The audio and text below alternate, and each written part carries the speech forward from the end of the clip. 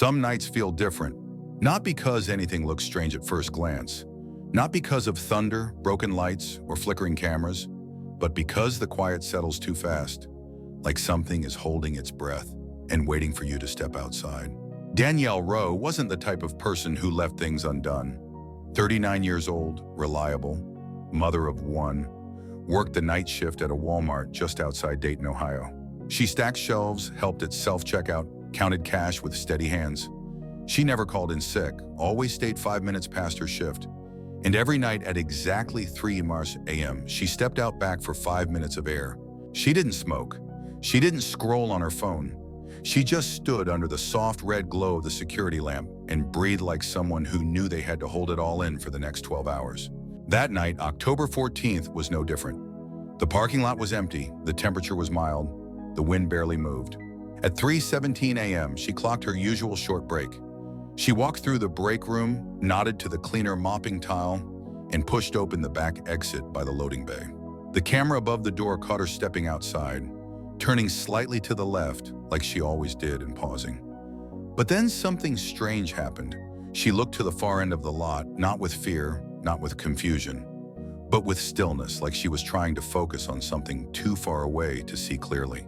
She took a step forward, then another, and then she simply wasn't there. The camera didn't glitch. The frame didn't skip. There was no flash, no shadow, no figure behind her. She was in the shot and then she wasn't. They reviewed the footage for hours, brought in analysts, checked lighting, time code, weather records. Everything was in order, except Danielle. She hadn't gone back inside. She hadn't been seen by anyone on shift. Her register was still open with a counted till. Her phone was in her locker. Her coat was draped over the chair with her name stitched into the collar. The police were called just after 4 a.m. By then, the store manager had already checked the entire building twice.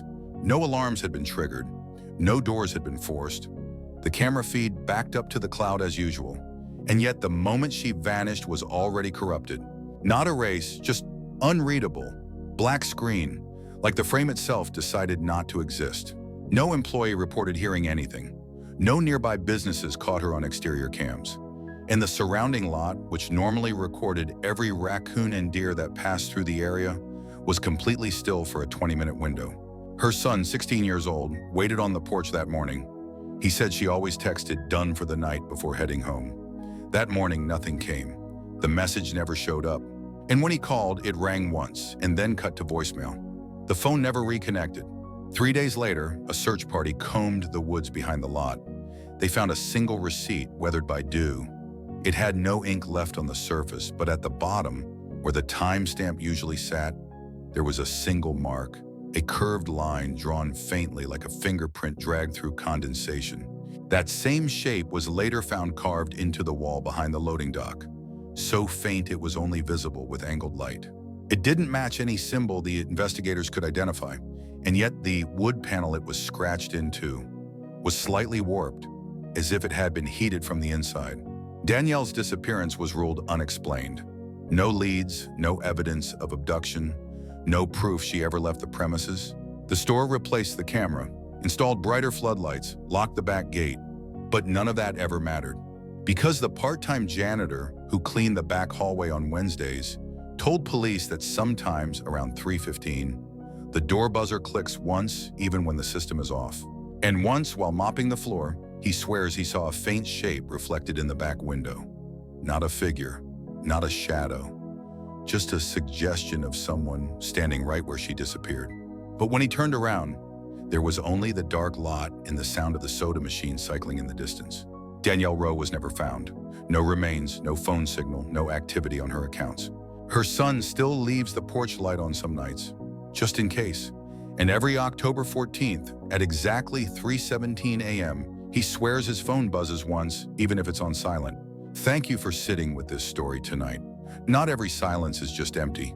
Some hold things that never wanted to be seen, and some take people who never asked for anything except a few minutes of quiet at the wrong time, in the wrong place.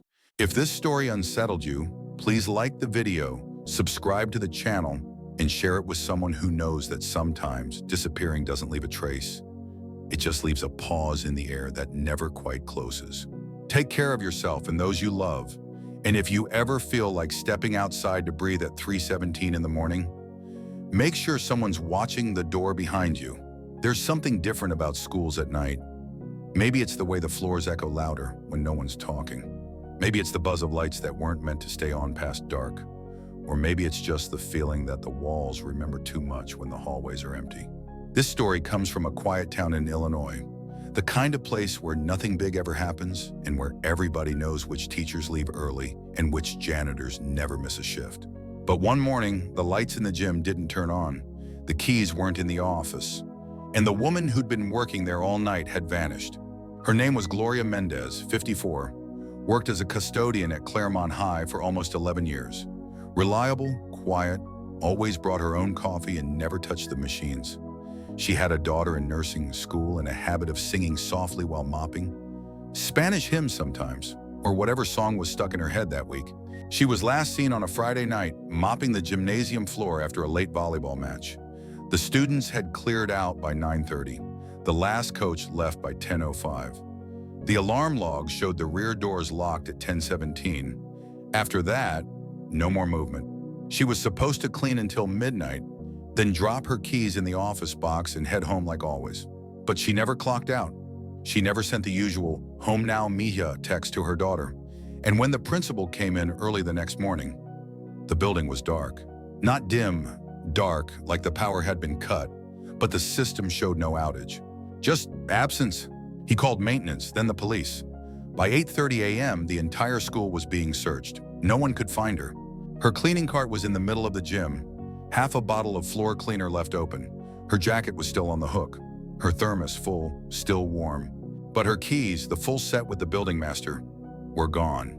The gym lights wouldn't turn on, not manually, not from the circuit box, and the security feed from the hallway outside the gym was completely erased. No corruption, no flicker, just blank space from 10:23 p.m. to 4:07 a.m. 6 hours and change, where time simply didn't exist on school property. The janitor's closet door was open. Inside, everything was perfectly in place, except for one thing: a rag, soaked in something that looked like water but smelled like metal. They sent it for testing. The results came back inconclusive.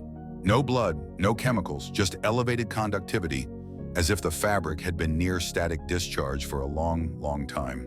The walls of the gym, normally scuffed from sneakers and equipment, had a strange film on them, invisible unless the light hit from the side.